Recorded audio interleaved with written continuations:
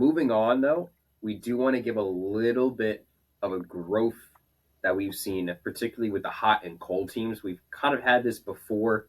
We want to keep this trend going because Right. now we're really starting to see the teams that are popping off and falling off. Like we always have this every year. There's always a group of teams that just get cold at the worst moment. These are typically the teams that get upset in the first round or get a little shaky and don't really get the high seeds we expect them to get. And there's teams that rocket out of nowhere, that launch themselves into top seeds. They don't always perform well in March, that's for sure, but they make their statement now and now only. And we want to definitely start covering them. So one of the big ones that I've been looking at has been Houston. Great game against Iowa State. I get it that they kind of had like an easier game because of the lack of players that Iowa State was able to hold.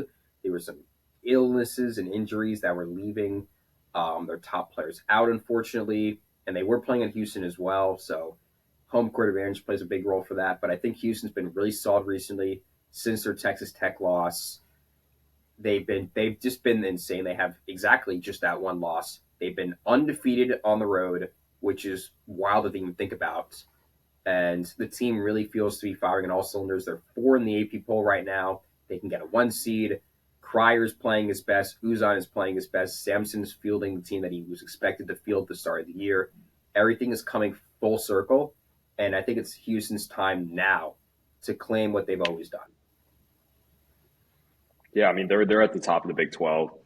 LJ Crier's played really, really well. I know I saw the other day Trey Young tweeted that he was in his like give me the ball, get out of the way bag, and he lit up Iowa State this past weekend. And I understand Iowa State was without Jiggy and Keyshawn Gilbert, and they're missing those two guys. I mean, Curtis Jones was the best six man in the country this year until they got elevated to starting role.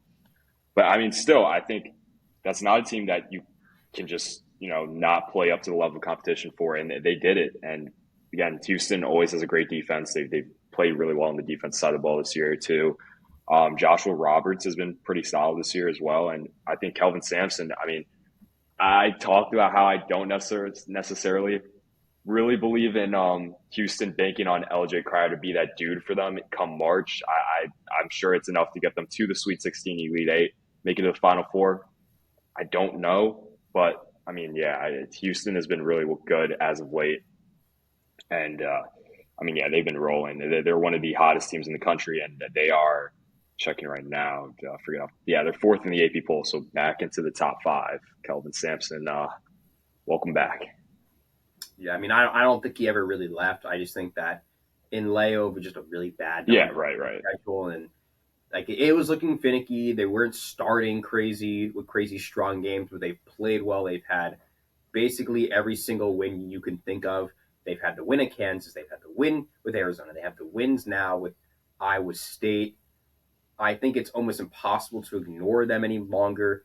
They feel really underrated. I know Houston never really performs that well in March. Unfortunately, Sampson has never really been a March Madness guy as a coach, Right. but I have to put them in to like a Sweet 16 Elite Eight scenario.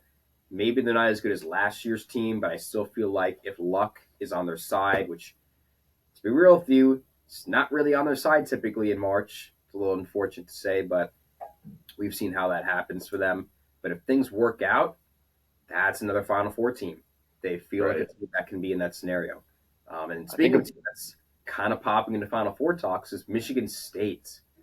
They've been hot. Great win against Purdue. Great win in the rivalry game against Michigan. Everything's been firing. Izzo was having the year we were saying he was going to have. I mean, this could be his last proper season as coach Michigan State, and he's going to want to go out in style. You know how he is. Right. Yeah, I mean, I even want to talk about that Illinois game a little bit where they were down big and they just went on that huge comeback fueled by Jackson Kohler. I mean, if Kohler can play the way he did in that game consistently, where he brought tough shot making ability in the post and just, I mean, that explosion from downtown he had too. I'm just, it was insane. If Michigan State can have that level of shooting consistently, they are so dangerous in March. And I was talking to Joshua about it off recording where I mean, I more and more really, really think Michigan State is a Final Four team. I kind of want to slot them into the Final Four now, um, at least for my picks. But I mean, just with what they've done since having Kohler start and just Jaden Atkins has been playing well and Cohen Carr too. They've been able to get in transition way more often than they were able to early in the season, and just I think he's benefited from that a lot. And like you mentioned, Izzo, I mean, he doesn't want to go out on a sour note. Obviously, it's not confirmed if this is his last year or not, but we all know he's running out of time. And I think he knows that this roster he has right now, in this slate, that the world of college basketball, just with how crazy it is currently, how open I think it is to make it to a Final Four. I think he realizes that and he wants to give it his all. And I think this team is going to back him on that. It just again, they need consistent shooting. When they have it, they're a really, really good team. When they're not, then they really need to rely on getting stops and being able to get out in transition to be able to win games. No, I mean, we once again we mentioned that before. The shooting is obviously the biggest concern, but they manage so well. Jeremiah Fears has been not Jeremiah Yeah, Fears, I Jeremy, forget. I mean, other Fears. Jeremy Jace Fears, Richardson too. Trace. Oh, he was great. Yeah, He against Michigan, he lit it as a up. freshman, he's been so underrated. I think in the Big Ten and in the national media, he's played a great role in this squad. I think the whole team as a whole is underrated. I think Frankie Fiddler. I know moving him to the bench was very controversial at the time, but it's worked out perfectly. That's when their win streak really started to go.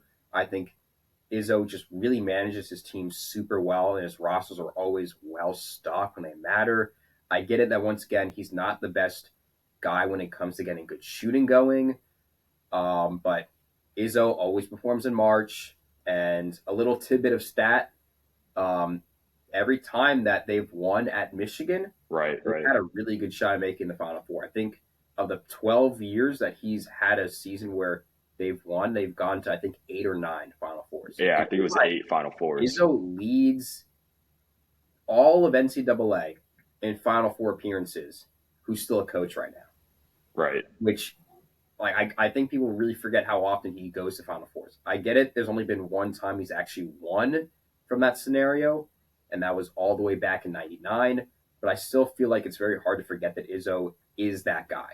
He's a Hall of Fame coach. He's one of the best coaches that will ever exist at any level of sports. And I think that it's his time. I personally don't see them in my Final Four. I think the shooting is my big concern, but they should win the Big Right. Ten.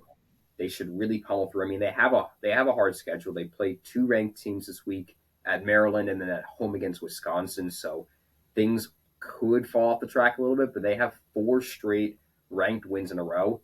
That gives me top 5 team energy. Like this is the Yeah. moment to get hot, and they're getting hot right now, and it's great. It really is. Right. But And you need tough shot making ability in the tournament. And I think what Jace Richardson showcased in that Michigan game was very. I mean, that's one of those guys I trust that makes me trust Michigan a lot more come March. I think he was named. I forget if it was the Andy Katz or official yeah, Cat's named him player March of the Madness Player of the Week. Yeah, or was it Andy Katz? Yeah, but I mean, well deserved. I mean, he lit it up against Michigan. That definitely another guy who I think, like you mentioned, kind of has gone under talked about in freshman talks across the country this year, and he's a guy that I definitely, yeah, like I mentioned, just makes me trust Michigan State a lot more. No, definitely. Beyond that, another team that's kind of been flying under the radar but has gotten well ranked recently is Clemson. They're Yeah, 13th in the AP poll. We had a feeling they were going to be the second best ACC team. Last year they made the Elite Eight. They have this experience. Shefflin is leading the team in scoring, if I'm not wrong. He was there last. Chase Hunter, I think. It could be Chase Honor too. Yeah, Shefflin has also been he's had a better season, I would say, compared to last year. I know he was right. more of a background piece that excelled in March, and he showed it so well here. They have the win against Duke. They have the win against Kentucky. They have just an incredibly solid roster. And yes, I get it that the ACC is a very weak league, but they're playing maybe not at a Duke level, but they're playing one level below that, which is still an insane level to be at. Right. And everything's coming together for them at the perfect time. Yeah. Yeah, I mean, this team is dangerous. I mean, even more so, I think, going into the tournament than last year's team was, just because I think a lot of last year's team in the tournament just caught a lot of people off guard.